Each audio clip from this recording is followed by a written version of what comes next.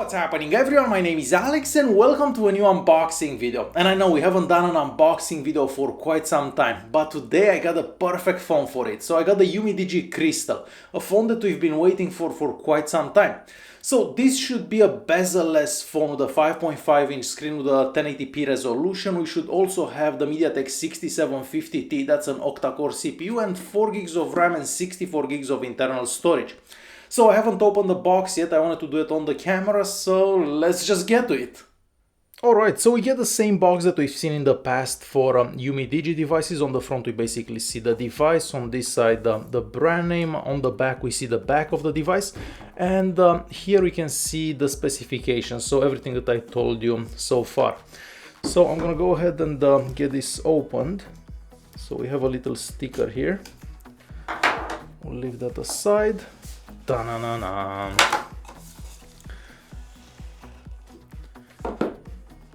So it comes with a case. It's a silicone case, and it's a good thing to have because it's almost impossible to find cases for these phones. But let's leave that aside for a quick second and see what else we have in the box here. So we also get a screen protector, so if you're into screen protectors, this could be useful. We have a small user manual here that nobody reads, and lastly the SIM card tray ejecting tool, whatever it's called. So we'll leave those aside, and in the box here we have the, let's see, the USB-C cable, and I'm hoping this is the same size as a regular USB-C cable, but I'll check that for the review. And lastly the power adapter, and this is a fast charger as well, I believe. Actually no, it's not that fast. Let me just remove this plastic from here. So no, I don't believe this is a fast charger. Okay, so let me get this as close as possible to the camera. Not sure if it's good enough, but yeah, this is definitely not a fast charger. Alright, and now let's check out the phone. So we'll leave all those aside. So as I said, we get a silicone case here, which you can easily remove. We have the sticker with the IMEI here. Let's take that off. And the back here, well, first of all, we have another screen protector on it. So let's remove that screen protector as well. Nice. And this could be glass. This seems like glass, but I can't say for sure. It could be plastic as well, but it sounds kind of like glass. So on the back here we have the big Umidigi logo, as you can see. We also have the fingerprint scanner, the flash and dual cameras right there. So the back does look good. The frame seems to be made out of metal because it's kind of cold. So at the bottom here we have what looks to be like two speakers. I believe we only have one speaker though. We also have the USB-C port right there, and on the other side we have the power button and the volume keys, and on top, what is that? Is that an IR blaster? So I'm not sure what that is. It could be an IR blaster, but I haven't seen any Umidigi devices with an IR blaster before, so I can't really say. But we have the 3.5mm audio jack. Alright, and now on the front. So we've all seen those bezel-less phones so far, but they all have quite large bezels. So on the front here we have the camera. I'm not sure if this is like a 5 or 8 megapixel camera. I haven't checked, but I'll know more for the full review.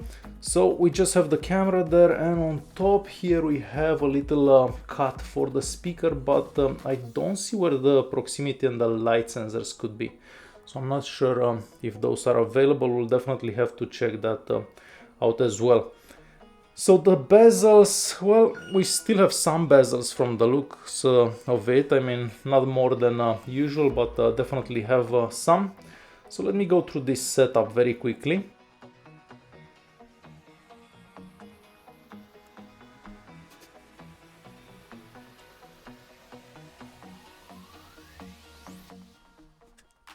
Okay, so it's on. Well, first things first, I have that VKWORLD Mix Plus right here. So if we put them side by side, well, the Crystal it's actually smaller in size, but for bezels, well, I think the VKWORLD has smaller bezels, I think. Well, they're kind of very close actually. So very similar bezel size. Well, maybe they're bigger on the Crystal. Well, I'm not sure. Anyways, this is how the bezels look here. So well, let's see what apps come pre-installed. So we just have the regular Google apps, and I have a screen recorder app here as well.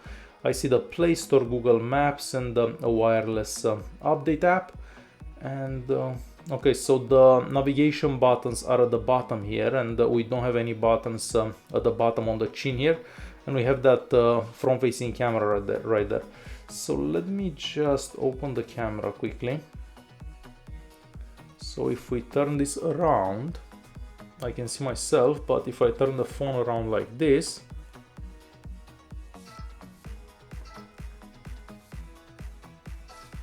and let's check that picture out.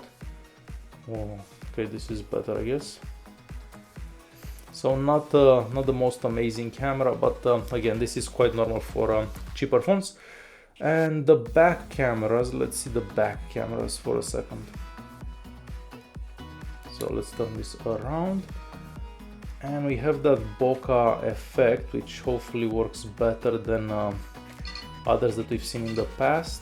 But I don't really have any objects here to take a good picture, so let's put this like this. Sorry, you can't really see anything on the camera there.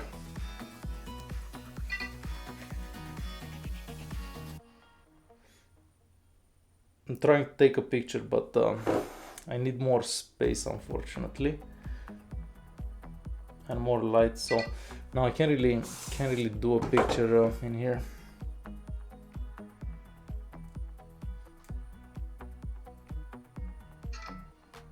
So no, I can't really show you anything. I'm gonna have to go outside, because in here you can't really see that bokeh effect. So I'll have to do that for the full review.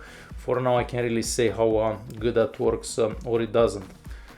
So what I wanna do, I wanna run the Antutu benchmark and the Geekbench for just so we can see the scores, and that's about it for the unboxing. I'll know way more for the full review. So I'll do those two tests and I'll come back with the results. Alright, so on the Geekbench 4 we get a multi-core score of about 2600, and on the Antutu benchmark we get a score of about 44,000. So the scores are quite normal for that MediaTek 6750T. Now, while I was waiting for those, I wanted to check out and see if we have a proximity and a light sensor, and yes, we do have a proximity sensor from the looks of it. And we also have a light sensor, so they're sitting somewhere on top there. I'm not sure where, because I can't really see them unless they're sitting right. Oh yeah, that's right. So the sensors are actually right here. So let's check out that proximity one once again. So yeah, I was correct. The proximity and the light sensor are sitting right there on top. So at least we know what that is now. So that's a good thing, because other phones that we've seen in the past, like this one for example, doesn't have a proximity or a light sensor. So that's a good implementation while saving space in the same time. I've also checked out the fingerprint scanners. So the fingerprint scanner is sitting on the back here, and it's accurate pretty much all the time. But it's kind of hard to find it here because it's very flush with the body. So every time you touch it, the screen unlocks, but maybe it's not the fastest out there. However, faster than a lot of others that we've seen in the past. So it does work good pretty much all the time. So that's all I wanted to share with you guys. So far the phone does look pretty good.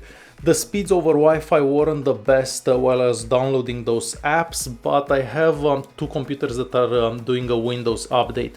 So they're probably downloading a whole bunch of stuff from Microsoft, and that's probably slowing down my connection. But I will look more into that for the full review. So far this phone looks good, and probably the best out of all the bezel-less phones that we've seen so far. Plus it's the smallest that I've seen until now. Alright guys, so full review will follow in a couple of days maybe. I have to get a chance to use this to see how the battery does and so on. So thanks for watching, and I'll see you in the next one.